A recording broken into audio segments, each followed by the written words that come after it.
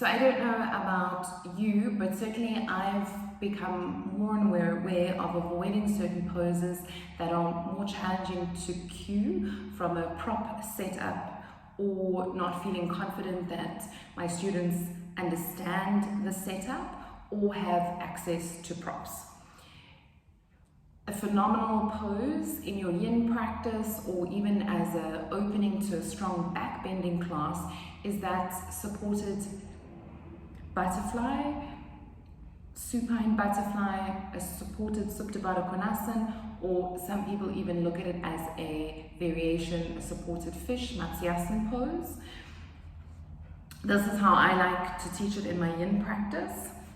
I give people the instruction to make a T shape with the blocks, all right?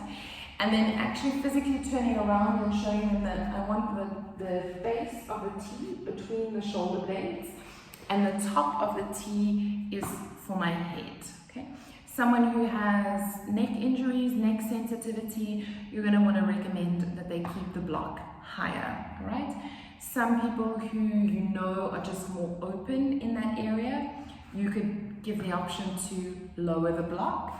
And some people might not even need a block, but I would suggest just a rolled up blanket or some little bit of support to the back of the head. Also, it's challenging because sometimes you teach and you set yourself up and then you think, oh, but what about this, what about that?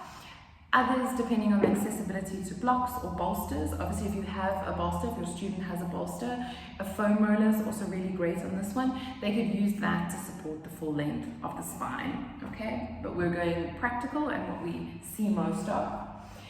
If they have extra blocks, something underneath the knees is also really nice, or cushions, okay? That's why at the beginning of your class, you can say, grab cushions, grab blankets, grab heavy books, grab your blocks, grab a spare yoga mat, grab a foam roller, anything and everything, okay?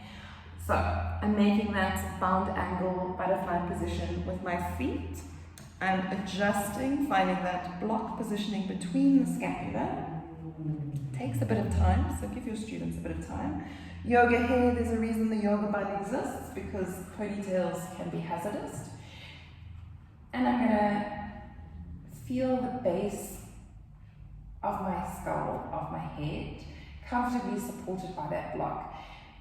Anyone who's tight in the chest is going to feel quite vulnerable, quite exposed in this pose.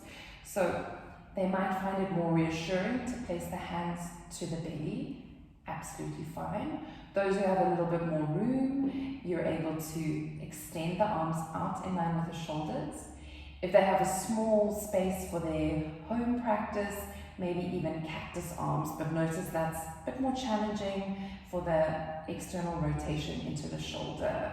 So giving them some time, maybe they're watching you while you set up first, and those cues, okay?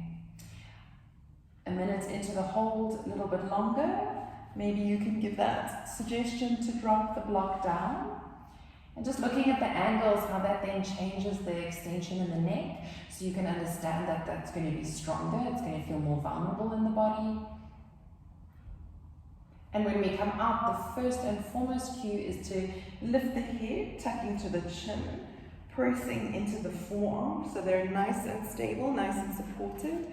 Removing the block, okay? And gently lowering down. Maybe you want to suggest that they keep an option just to support the head. You could give a little rock into the hips, a little gentle movement with the block behind you. This feels really good on the head. Hands underneath the knees.